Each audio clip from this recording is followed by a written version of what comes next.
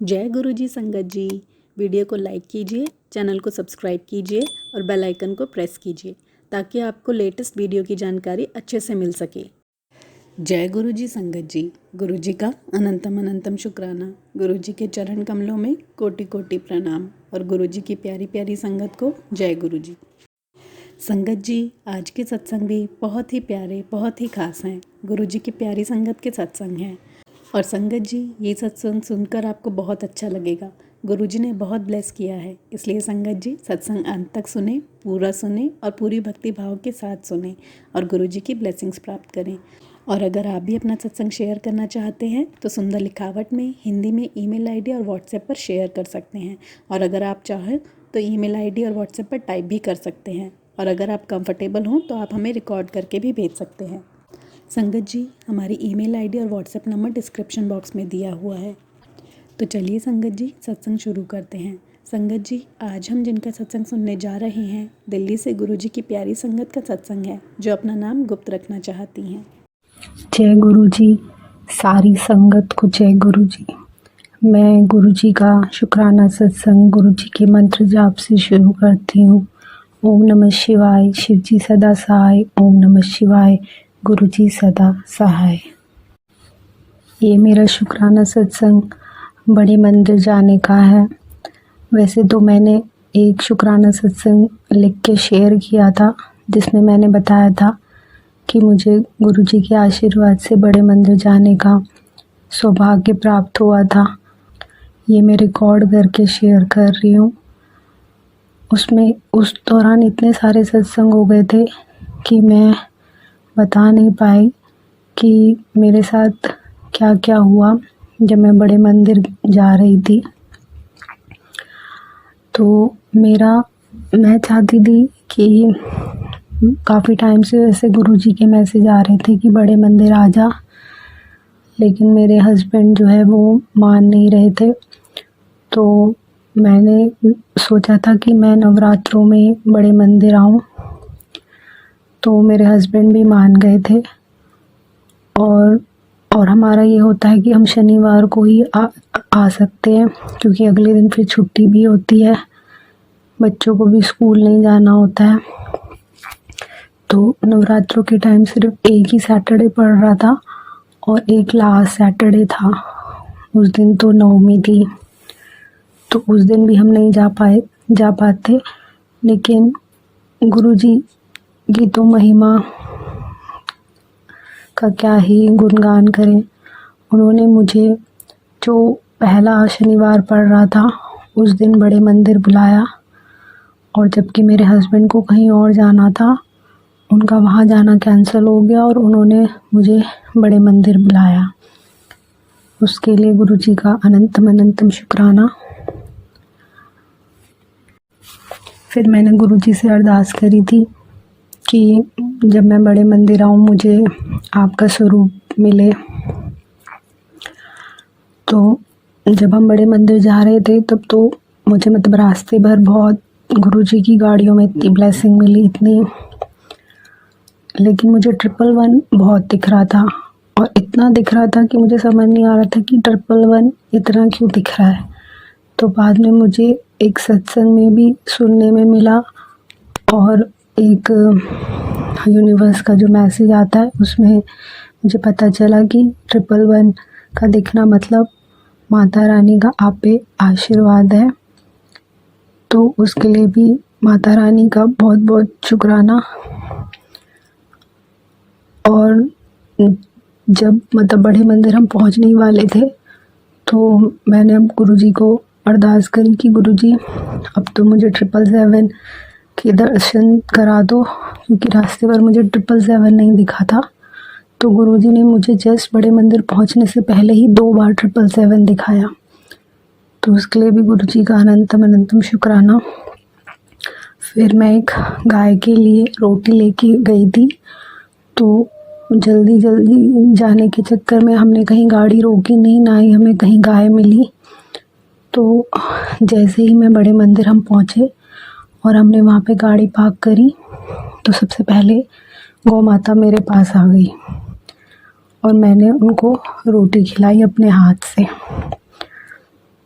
फिर हम बड़े मंदिर के अंदर गए। तो पिछली बार जब हम निकले थे तो हम बहुत लेट हो गए थे, घर आते आते हमें 11 बज गए थे रात के। तो मैंने इस बार गुरुजी को बोला था, और कुछ हमें प्रॉब्लम भी हुई थी, हम थोड़ा आगे पीछे भटक गए थे, कई चीज़ प्रॉब्लम हो गई थी। पहली बार गए थे, ये मैं दूसरी बार गई थी। तो मैंने गुरुजी को बोला था कि अगली बार जाऊँ तो गुरुजी प्लीज़ ऐसे कुछ दिक्कत ना हो, सब आराम से हम जाएं, आराम से आएँ और लेट भी ना हो, नहीं तो फिर घर पे प्रॉब्लम होती है। फिर मेरी मदर इन लॉ फिर कुछ ना कुछ बोलती हैं। तो गुरुजी ने क्या करा, पहले तो जब हम वहाँ पहुँचे तो मेरे को ये था कि गुरुजी चाहे आप वहाँ पे ना भी बैठाओ, लंगर प्रसाद ना भी करो, बस अपने आपके दर्शन हो जाए और मुझे स्वरूप मिल जाए। पर देखो गुरुजी तो गुरुजी हैं, जाने जान हैं। उन्होंने मुझे वहाँ पे बिठाया भी अपने पास, मुझे चाय प्रसाद पिलाया, मुझे लंगर प्रसाद भी कराया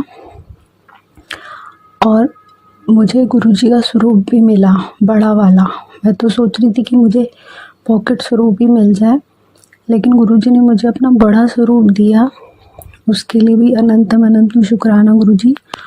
और जब मैं बाहर निकल रहे थे तो मुझे था कि मुझे पॉकेट स्वरूप भी चाहिए। तो मैं मन ही मन बोल रही थी, गुरुजी मुझे पॉकेट स्वरूप मिल जाए, पता नहीं मैं दोबारा कब आ पाऊँगी। तो बड़े मंदिर से जाते जाते मुझे गुरुजी ने पॉकेट स्वरूप भी दिलवा दिया। और जब हम शटर सेवा का इंतज़ार कर रहे थे तो लाइन जो है वो काफ़ी लंबी थी। तो मुझे लग रहा था कि पता नहीं कब तक नंबर आता है और लेट ना हो जाए। वैसे तो गुरुजी के आशीर्वाद से हम टाइम से ही निकल गए थे और बहुत सब कुछ गुरुजी ने बहुत जल्दी जल्दी करवा दिया था। और यहाँ तक कि जब हम लाइन में लगे हुए थे तो इतनी लंबी लाइन थी कि गुरुजी ने वहाँ पे भी मुझे वेट नहीं करने दिया और एकदम से एक बस आ गई और सब हम बस में चढ़ गए। नहीं तो पता नहीं कितनी देर और लग जाती वहाँ पे वेट करते करते। और इतना ही नहीं, जब मैं वहाँ पे थोड़ी देर पहले हम जब खड़े हुए थे लाइन में तो वहाँ पे एक गरीब सी लड़की आई। वो सीधा और किसी के पास नहीं आई, वो सीधा मेरे पास ही आई और उसने मुझसे कुछ जैसे मांग रही थी। तो मैंने उसे कुछ पैसे दिए और वो सीधा चली गई, उसने और किसी से कुछ नहीं मांगा। तो बाद में मुझे थोड़ा हैरानी हो रही थी कि वो बस मेरे पास ही आई और कहीं किसी और से तो उसने कुछ नहीं मांगा। तो अगले दिन गुरुजी का मुझे मैसेज आया था कि मैं तेरे पास कल बालक रूप में आया था और तेरे कष्ट लेके चले गया। तो उसके लिए अनंतम अनंतम शुक्राना गुरुजी। गुरुजी के मुझे काफ़ी पहले भी मैसेज आ रहे थे कि बड़े मंदिर आ जा, मुझे तुझे ब्लेस करना है, पर मैं यूँ कि नहीं जा पा रही थी। लेकिन फिर गुरुजी के आशीर्वाद से मुझे बड़े मंदिर जाने का मौका मिला, सौभाग्य प्राप्त हुआ।